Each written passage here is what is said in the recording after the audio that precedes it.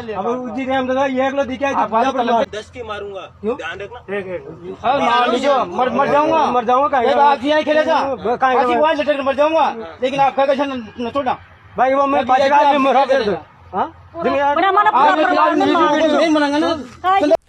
किसानों को इस तरह धमका रहे ये वही एसडीएम अमित चौधरी हैं जो एक हफ्ते पहले राजस्थान के थप्पड़ कांड के दौरान चर्चा में आए थे। 13 नवंबर को राजस्थान में उपचुनाव के दौरान कांग्रेस के बागी नेता नरेश मीणा ने फर्जी मतदान कराने के आरोप में मालपुरा के एसडीएम अमित चौधरी पर थप्पड़ जड़ दिया था। उस घटना के बाद नरेश मीणा और उनके कई समर्थक गिरफ्तार कर लिए गए और 25 नवंबर तक ये लोग न्यायिक हिरासत में हैं।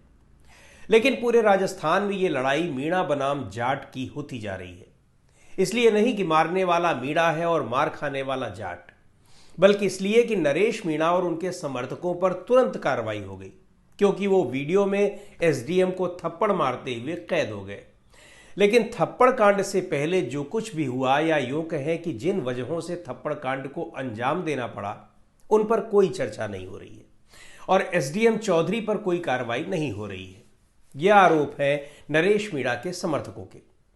यही नहीं, इस मामले को लेकर सुर्खियों में आए मालपुरा के एसडीएम अमित चौधरी के तमाम कारनामों की भी चर्चा हो रही है और बताया जा रहा है कि विवादों से उनका पुराना नाता रहा है, न सिर्फ राजस्थान प्रशासनिक सेवा में आने के बाद बल्कि उससे पहले भी, पढ़ाई के दौरान भी। अमित चौधरी 2019 में आरएएस में चयनित हुए और उनकी शायद ही कोई ऐसी पोस्टिंग रही हो जहां उनके साथ कोई विवाद न जुड़ा हो। किसानों को धमकाने का ये वीडियो भी अभी कुछ ही दिन पुराना है, जहां उन्होंने शिकायत करने आए कुछ किसानों को पीटा और विरोध करने पर सीधे तौर पर धमकी दे रहे हैं कि अभी और पीटूंगा। ये वीडियो काफी वायरल हो रहा है। 13 नवंबर की ही बात की जाए तो उस समय राजस्थान की देवली उनियारा विधानसभा सीट पर मतदान चल रहा था। इस दौरान नरेश मीणा ने आरोप लगाया कि एसडीएम अमित चौधरी ने 3 मतदाताओं से चोरी छिपे वोट डलवाया था। इसके अलावा ईवीएम पर उनका चुनाव चिन्ह भी स्पष्ट नहीं था। नरेश मीणा यहीं से निर्दलीय चुनाव लड़ रहे थे। उनकी एसडीएम अमित चौधरी से बहस हो गई। बात इतनी बढ़ गई कि नरेश मीणा ने एसडीएम को थप्पड़ जड़ दिया। घटना के बाद नरेश मीणा के समर्थकों ने समरावता गांव में काफी हंगामा भी किया। कई गाड़ियों में तोड़फोड़ की और आग लगा दी। पुलिस पर हुए पथराव में कई पुलिसकर्मी घायल हो गए। हालात को नियंत्रित करने के लिए पुलिस ने लाठीचार्ज किया और आंसू गैस के गोले भी दागे। बाद में मीणा और उनके समर्थकों को गिरफ्तार किया गया, लेकिन अब उनकी गिरफ्तारी का काफी विरोध हो रहा है। पूरा मीणा समाज उनके समर्थन में उतर आया है। जिला कलेक्टर को राज्यपाल के नाम ज्ञापन सौंपा गया, जिसमें मांग रखी गई कि नरेश मीणा को जल्द से जल्द रिहाई मिले और एसडीएम और पुलिस के खिलाफ कार्रवाई की जाए। मीणा समाज के लोगों का आरोप है कि प्रशासन की गलती का खामियाजा समरावता गांव के लोग भुगत रहे हैं, यानी उस गांव के जहां से नरेश मीणा आते हैं और जहां के लोगों को गिरफ्तार किया गया है। लोगों का कहना है कि यदि समय रहते मांग मान ली गई होती तो बात आगे न बढ़ती। मीणा समाज के लोगों का साफ कहना है कि एसडीएम जबरदस्ती वोट नहीं डलवाते तो नरेश मीणा थप्पड़ मारता ही नहीं, और यदि नरेश मीणा ने गलती की थी तो उसको तुरंत गिरफ्तार क्यों नहीं किया गया? वहां मौजूद प्रशासन क्यों सोता रहा? अगर गिरफ्तार करना ही था तो गांव वालों के साथ मारपीट क्यों की गई और बेकसूर लोगों के खिलाफ मुकदमे दर्ज कर उन्हें गिरफ्तार क्यों किया गया? ये लोग नरेश मीणा को रिहा किए जाने और एसडीएम के खिलाफ मुकदमा दर्ज कर कार्रवाई करने की मांग कर रहे हैं।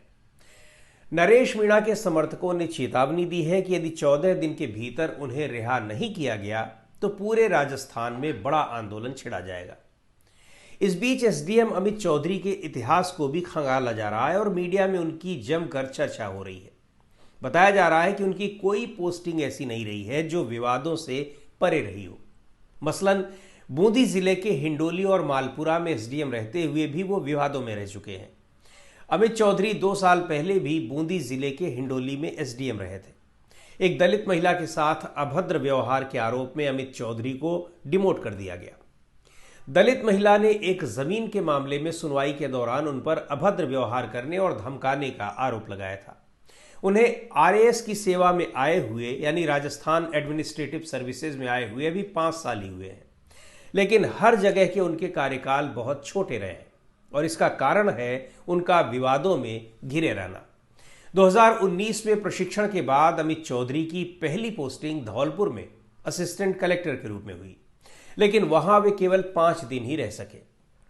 इसके बाद झालावाड़ के असनावर में उनकी तैनाती हुई, जहां वो सिर्फ 13 महीने काम कर सके। उनका ट्रांसफर नागौर में हुआ, लेकिन वहां भी वो सिर्फ 4 महीने ही काम कर पाए। यही नहीं, अजमेर के सरकारी इंजीनियरिंग कॉलेज में पढ़ाई के दौरान भी मारपीट के एक मामले में उन पर केस दर्ज हुआ था। वो जेल भी गए, लेकिन बाद में कोर्ट ने उन्हें बरी कर दिया। इन सब वजहों से मीणा समाज अमित चौधरी के खिलाफ भी केस दर्ज करने और उनके खिलाफ कार्रवाई की मांग कर रहा है। नागौर के चर्चित सांसद हनुमान बेनीवाल ने भी इस मामले में नरेश मीणा का पक्ष लिया है और कहा है कि उन्होंने अच्छा किया। हनुमान बेनीवाल ने साफ तौर पर कहा है कि एसडीएम अमित चौधरी भ्रष्ट अधिकारी है। वो नागौर में भी रहा है और वहां के लोगों को उसने बहुत परेशान किया है। नरेश मीणा ने अच्छा किया, उसे थप्पड़ मारा। उसने तो एक ही थप्पड़ मारा, मैं होता तो 3-4 थप्पड़ मारता। ये हनुमान बेनीवाल कह रहे हैं, जो नागौर से सांसद हैं। तो आज की इस वीडियो में इतना ही। अगले वीडियो में फिर मिलेंगे एक नए विषय के साथ, एक नए मुद्दे के साथ। द ग्राउंड रिपोर्ट के यूट्यूब चैनल को आपने अब तक सब्सक्राइब न किया हो तो ज़रूर कर लें। हमारे वीडियोस को लाइक करें, शेयर करें और अपने सुझाव भी हमें ज़रूर भेजें।